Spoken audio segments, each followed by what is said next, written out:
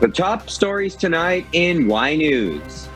An infectious disease expert says the Delta and Omicron variants could be driving a dual surge in COVID-19 related infections in the Philippines.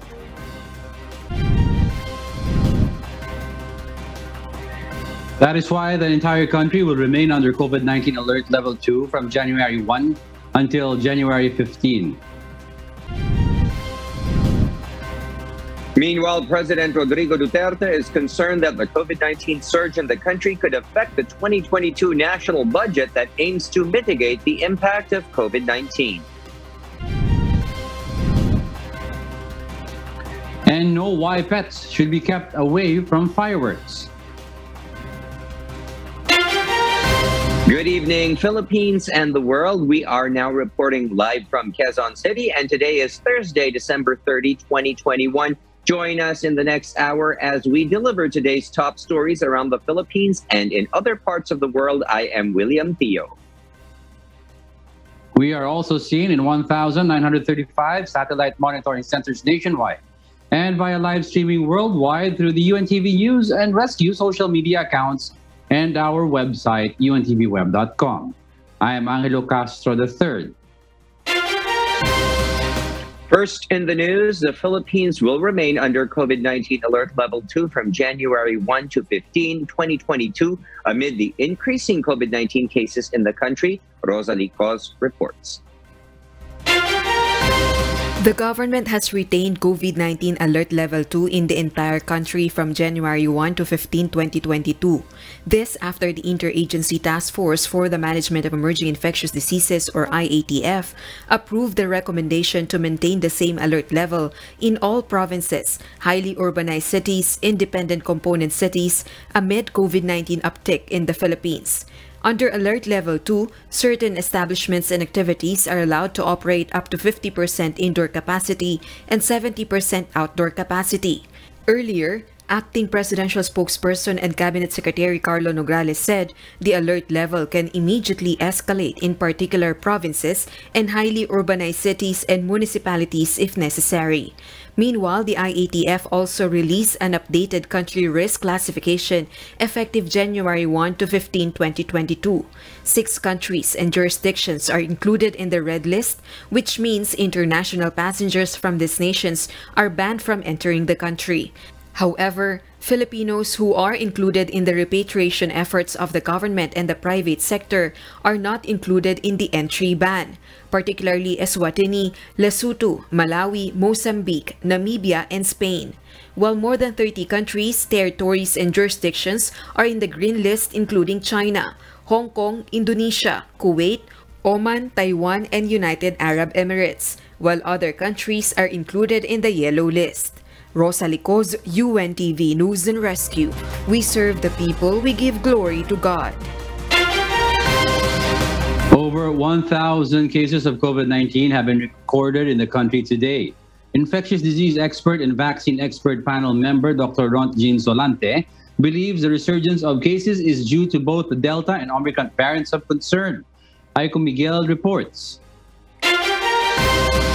The most important characteristic of an Omicron variant-driven surge is the rapidity of the uptick of cases in 24 hours. And if you have that type of uptick, like 8.4% coming from a 4+%, then I would surmise most likely it can be an Omicron variant-driven transmission. COVID-19 infections in the country is again rapidly increasing.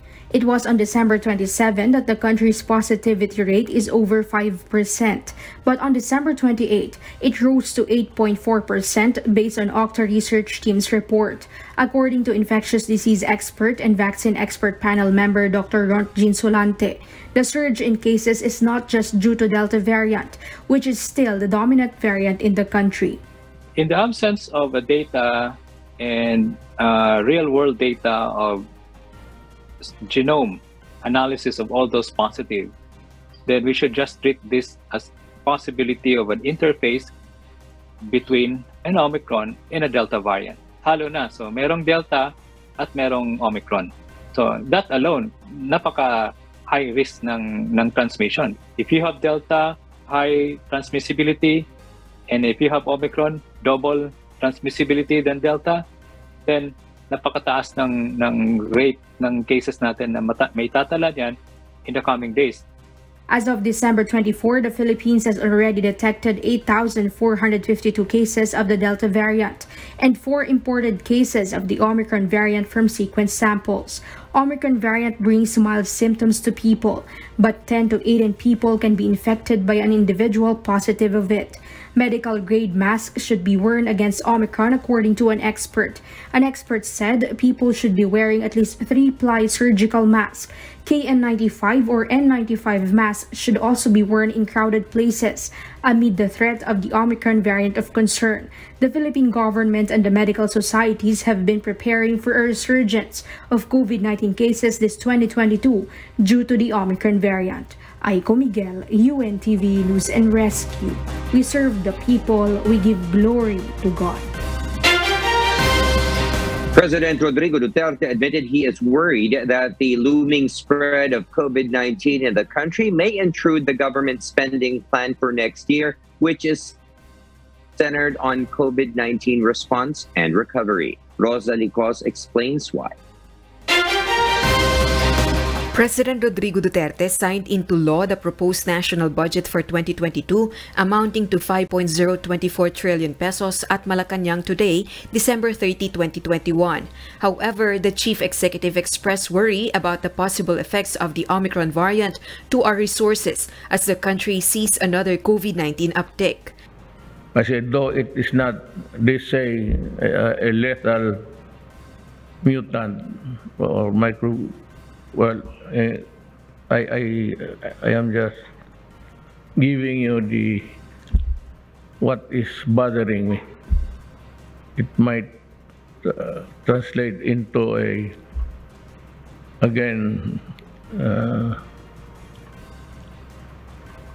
for government to put again the resources of the new resurgence of itong COVID-19 with another form. By signing into law the 2022 budget measure, funding for expenditures related to the COVID-19 response of the government, as well as the recovery efforts from the damages of Typhoon Odette, will be ensured. The national budget for next year is 10% higher than the 2021 budget. Indeed, the passage of General Appropriation Act of 2022 reflects the healthy collaboration among all branches of government, which is crucial to the attainment of our national development goals, especially during these trying times. The 2022 budget reaffirms the government's strong commitment to provide a more comfortable and productive life for its Filipino. Education sector has the highest budget allocation with 788.5 billion pesos. The Department of Public Works and Highways with 786.6 billion pesos, Department of Health and PhilHealth with 268.4 billion pesos, Department of the Interior and Local Government with 251.3 billion pesos, and the Department of National Defense with 220.9 billion pesos. Also included in the top 10 are the Department of Social Welfare and Development, Department of Agriculture and National Irrigation Administration, Department of Transportation, Department of Labor and Employment, and the Judiciary. The Chief Executive also signed the Republic Act 11640, extending the availability of the 2021 national budget and authorizing the government to continue drawing upon unused appropriations for funding essential projects and services. Meanwhile, the President also signed the law creating the Department of Migrant Workers. This is a new executive department that will focus on overseeing the affairs of millions of overseas Filipino workers. Under the law, the Department of Migrant Workers is mandated to create policies that will protect the rights of OFWs. Rosa Licos, UNTV News and Rescue. We serve the people, we give glory to God. The Philippines recorded 1,623 new cases of the novel coronavirus disease, or COVID-19, pushing the nationwide case count to 2,841,260. In its latest bulletin, the Department of Health, or DOH, said that the number of active cases in the country went up to 11,772. Majority, or 5,737 of active patients, were experiencing mild symptoms. 3,351 were in moderate condition, and 1,771 were severely sick. 577 were asymptomatic, and 372 were in critical condition.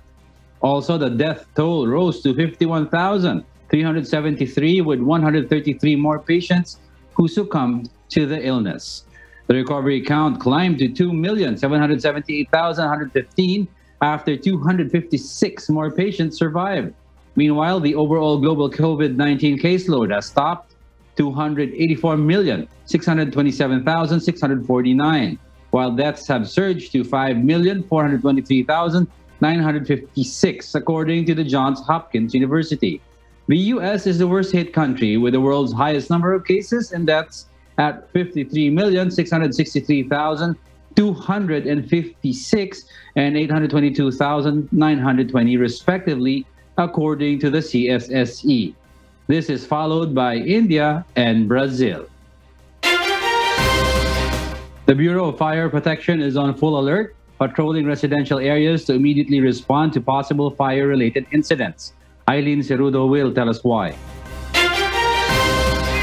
The top cause of fire during the previous year was faulty electrical wirings, according to the Bureau of Fire Protection.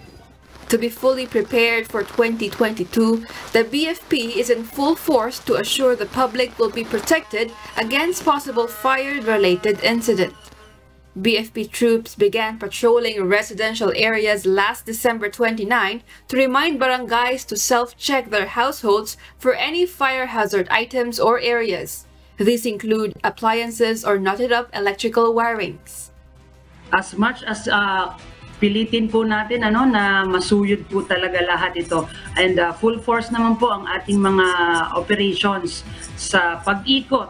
Gabi-gabi na rin po, starting nung December 29 po, at tayo po ay nag-OLP ang ating Oplan Ligtas na Pamayanan, kung saan nagre-rekorida na rin po tayo. At ito nga pong pagwangwang natin tuwing gabi para maalerto talaga at maalarma ang ating mga kababayan. Kasama na rin po syempre ang ating mga barangay officials. BFP spokesperson Superintendent Annalie Atienza also reminds the public to lessen the use of firecrackers and follow the guidelines implemented by the government. There will be community fireworks display areas in cities and provinces in adherence to the national government's firecracker ban. Parents were also reminded to make sure their children will not play with firecrackers to avoid accidents. In 2020, the BFP recorded 0 cases of firecracker-related fire incident. Atienza said the agency will make sure the country will also record 0 fire incidents relating to firecrackers by 2022. May mga places po tayo na itinalaga as community fireworks display areas.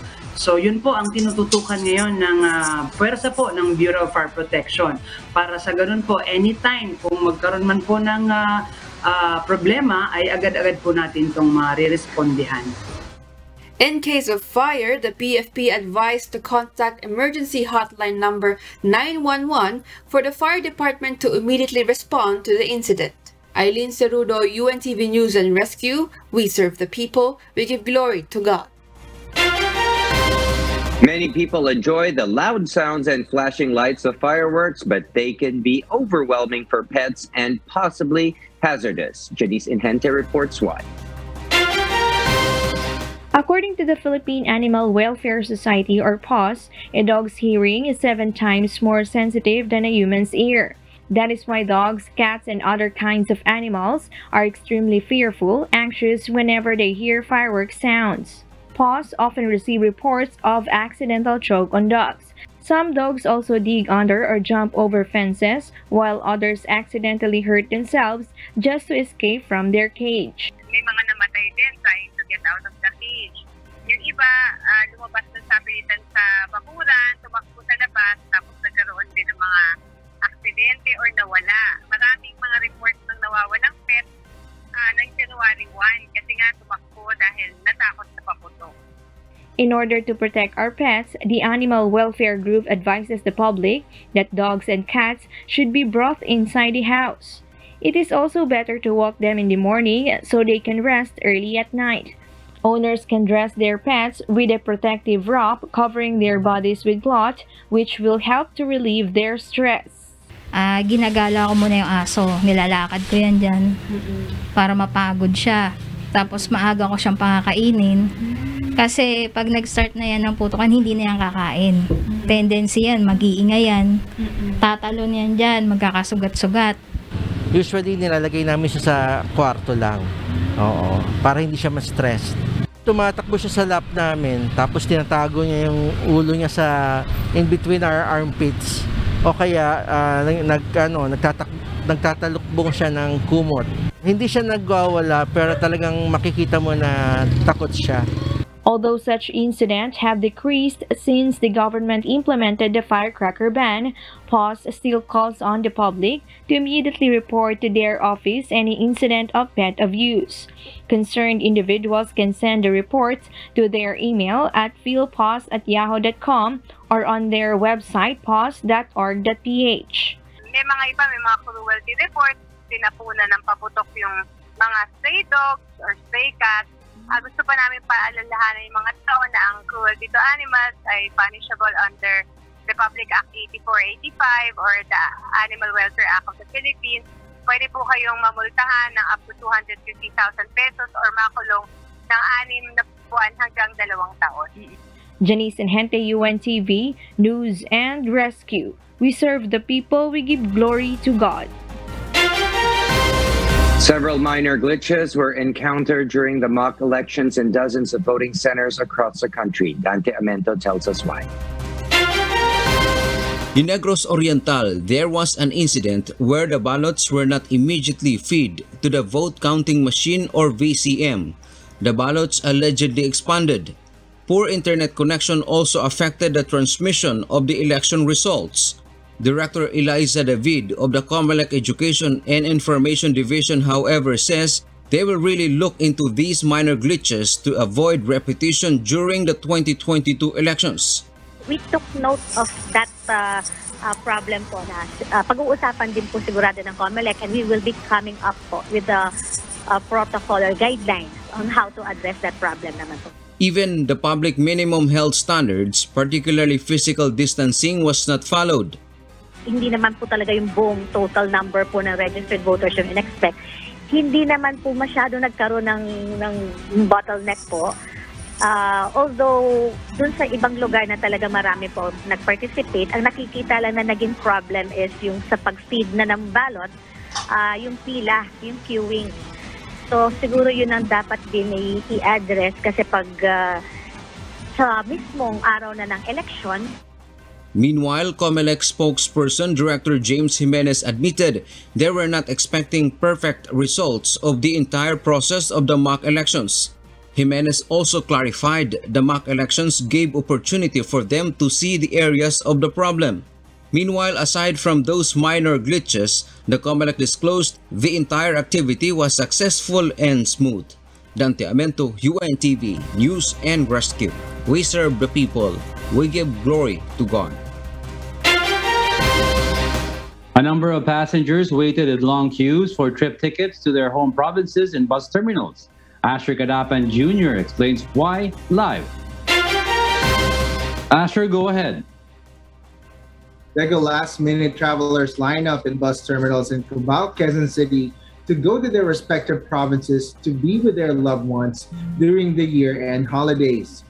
Some passengers say they have been waiting for more than 5 hours in the terminal as they did not expect influx of travelers during these days, while others complain about very few bus units operating despite the expected increase in the number of passengers during the holiday season. Parents traveling with their children, on the other hand, worry more as risk of getting infected with COVID-19 becomes higher as they stay longer in bus terminals. Ang hirap po kasi akala namin madaling sumakay ngayon. Kaso po napakahirap. Kailangan maaga para maaga rin makasakay. So far naman nakakapag-taste pa rin kahit papano sa 3 oras na paghihintay para lang makauwi ng probinsya. Some bus companies explain that although bus units continue to arrive in the terminal to accommodate the passengers, most routes are also already fully booked, but chance passengers are willing to wait for any available seats. But insufficient number of buses is apparent from the long wait in queue of passengers in terminals.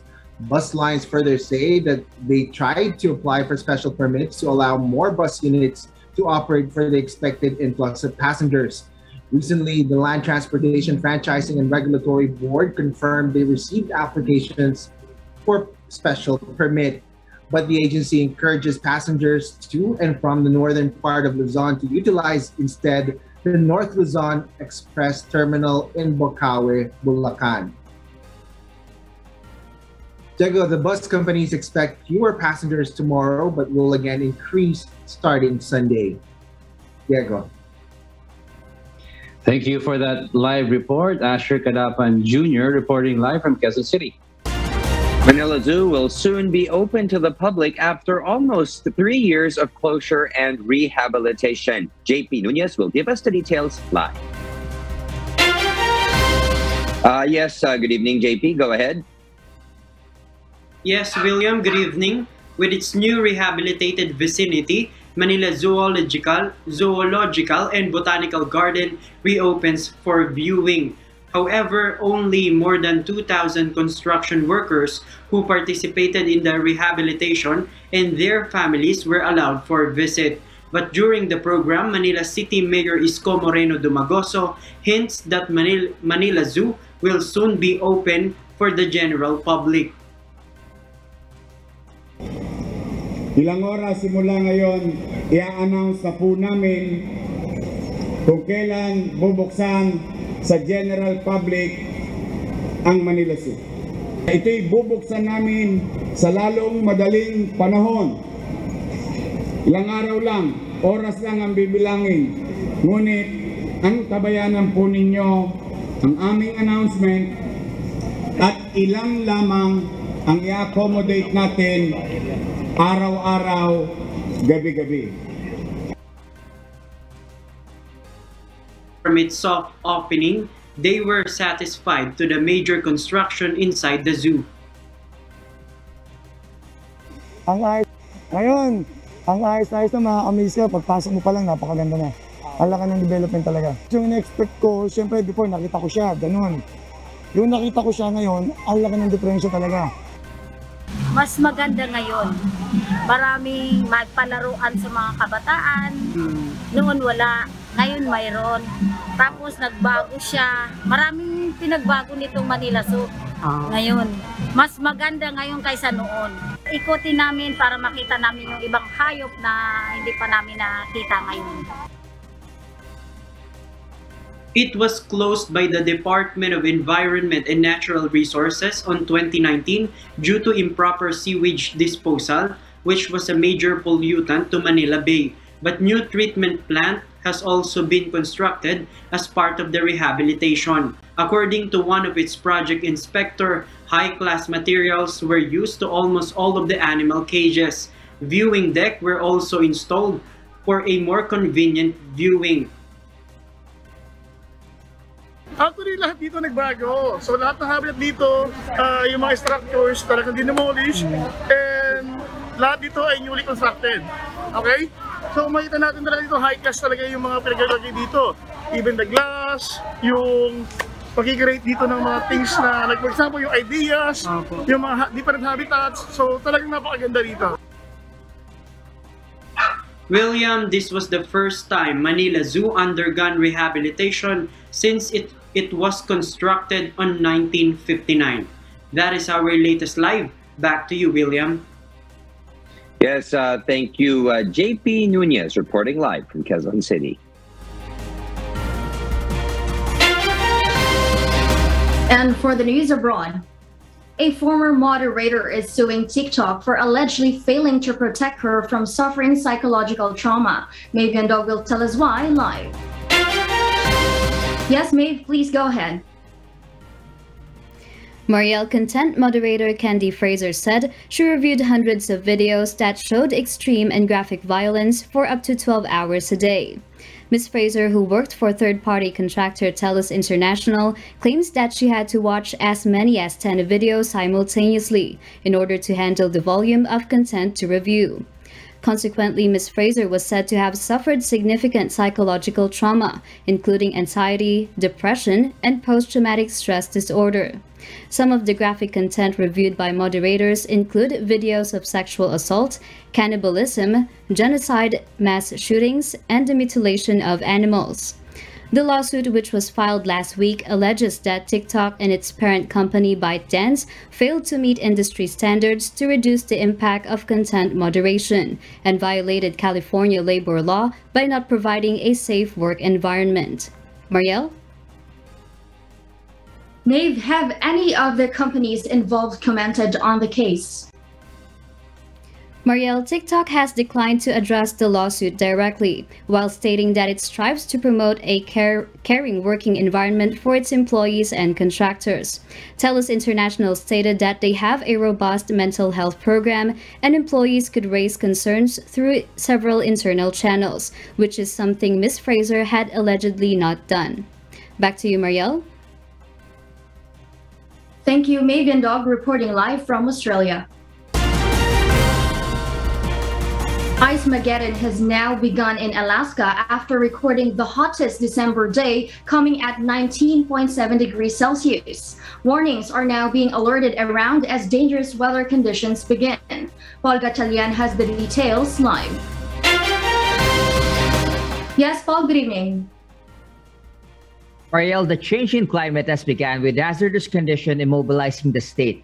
The Department of Transportation and public facilities have warned the public of high winds, which are causing low visibility drifts and narrow roads. There have been changes in Alaska's usual weather, with the state recording temperatures 7 degrees warmer than previous years. Warm air coming from Hawaii has also now moistened Alaska's air, which experts say are resulting expected heavy rainfall and snowstorms in the inner regions of the state. This has become dangerous for many. The department warns us that thick ice, described to be hard as cement, forms on road after heavy rainfall followed by snowfall, making driving dangerous for many. They further warned that there is no quick solution to remove the ice which have binded to the road surfaces. However, if necessary, the department hinted at the use of icebreakers when the winter continues. Currently, crews are working on cleaning roads which have been covered with snow. However, the heavy pourings snowstorms continue to build up 10 inches of snow on roads overnight, making it very difficult for workers. Marielle? Paul, how long will it take for the ice binded on the roads to melt? Well, Marielle, the ice season lasts for around 3 months with such conditions. The climate scientist of Alaska's Center of Climate Assessment and Policy, Rick Toman, stated that the ice would likely cling on the roads until March or April. Marielle? Thank you, Paul Gatchalian, reporting live from New Zealand. Taiwan's acceleration of digital transformation leads per capita GDP increase in 2028, according to Japan research. Mary Jo Maleriado gives us the details live. Yes, Mary Jo, please go ahead. Good evening. Taiwan per capita GDP will beat Japan by 2028, according to the Japan Center for Economic Research, or JCER. The 8.4% forecast of per capita GDP increase per annum of Taiwan to 2028 is driven by labor productivity, average number of working hours, and employment rates. The boost in labor productivity relies on digital transformation, according to JCER. Taiwan new systems in government portals allows residents to register and file applications from birth to retirement and death. The site also accepts corporate registrations and cash payouts online to speed up process compared to in-person application. This process motivated people to go digital. Taiwan's digital transformation is under the leadership of Digital Minister Audrey Tang. study shows that Japan lags in digitizing key business process despite of its image as futuristic society in the West. Japanese companies still rely on analog methods like rubber stamping and in-person payment processes. JCR warns Japan could sink its economy farther in 2030 unless it speed up its digital transformation. That's all from live here in Taiwan. Thank you, Mary Jo Maleriado, reporting live from Taiwan. And those are the reasons behind the news in other parts of the globe. I am Maria Latoza reporting live from Perth, Australia. Good evening.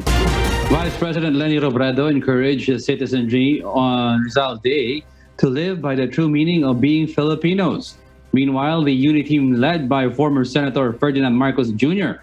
and Davao City Mayor Sara Duterte has continued its relief operations for the Typhoon Odette victims. Nel Marie Buhok reports.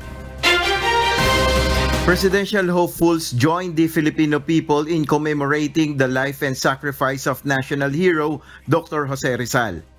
Vice President Leni Robredo urged Filipinos to always hold on to hope and to welcome the dawn without forgetting those who suffered in the dark of night. She also called on the public to live out the true meaning of being a Filipino as shown in the works of the national hero. Also, former Senator Ferdinand Bongbong Marcos urged every Filipino to follow Rizal's vision, imitate his courage, perseverance, and nationalism, for that can only grow if all of us have the same dreams and aspirations. Senator Manny Pacquiao honored the modern-day heroes, including frontliners and those who help in the rescue and relief operations in typhoon-hit areas. Lacson, in his message, referred to Rizal's novel, No Limitang Here, where he labeled corrupt government officials as cancer of society. Until now, Lacson said the cancer still exists. He said cancer could be treated if everybody will join together to fix the government. Meanwhile, several aspirants still continue to send aid to typhoon-hit areas. Ferdinand Bongbong Marcos and Davao City Mayor Sara Duterte Carpio delivered cash assistance and goods to Dinagat Islands, Palawan, and Cebu. In his Twitter, Lacson thanked the AFP and PCG who supported them to deliver the assistance to the different areas hit by the typhoon.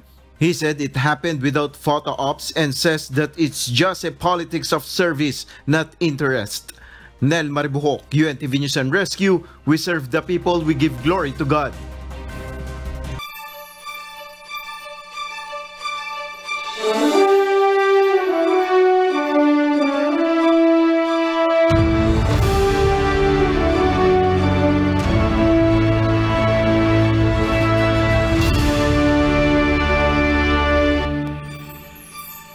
A group of fishermen in Africa received help from Members Church of God International for their primary livelihood. Here's why from Nina Arnilio.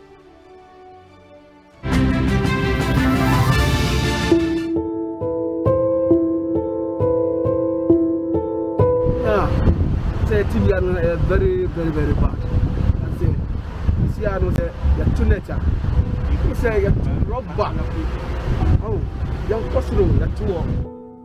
Damaged fishing nets. These hurt the livelihood of fishermen in the village of Sakumono in Tema, Ghana, Africa. Emmanuel Agbanyo and other fisherfolk suffer from not being able to fish to have food on their table because of damaged fishing nets.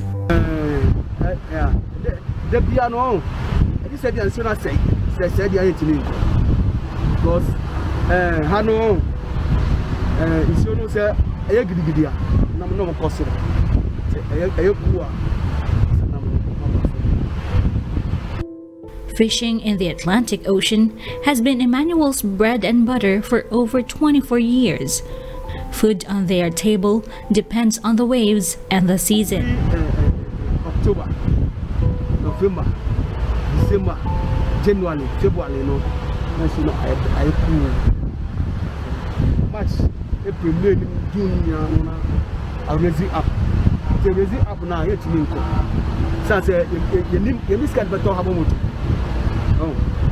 To add to their problems is the inevitable garbage and more garbage that ruins their nets. Polythene bag, ana ro we akisibisi ya komechiro amu ana ya mutahaya ba because say ya tila si amantuma gono atiti let ni na si ani ya problem ya haya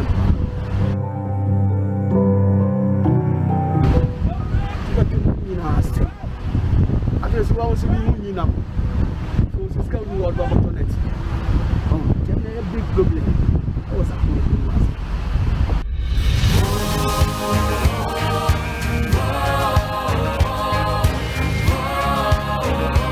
But these problems are now gone.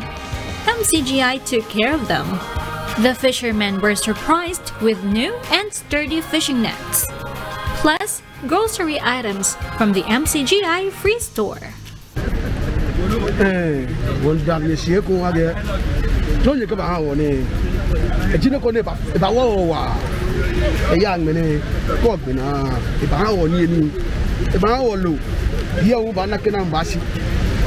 Ona na mama na kwamba ho no ba dona ma afu wonda yesu ya me to se wo nyawa dum onya mu ni se izo ne era mu sumo wa se nekla ase ya na mu sumo kwa na ti ona o na kwa se mu sumo mu wo de ho aju se mu ba no gwa so bibi ana ya yesu ya from se mu ba na mu gwa nti ya da ma se pa se mu ba and your first time it's not really first time second time is a bibi ya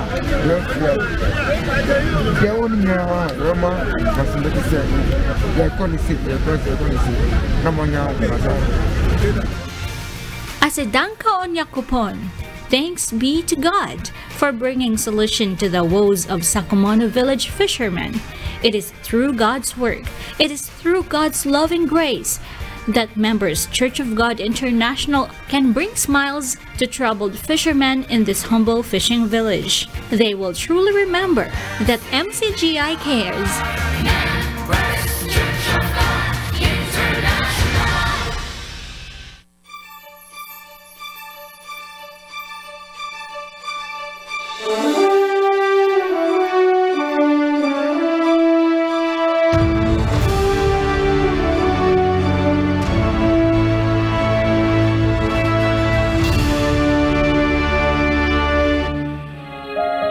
And before we close, we will leave you with a word giving glory to God from the book of Romans 12:2. It says, "And be not conformed to this world, but be ye transformed by the renewing of your mind, that ye may prove what is that good and acceptable and perfect will of God."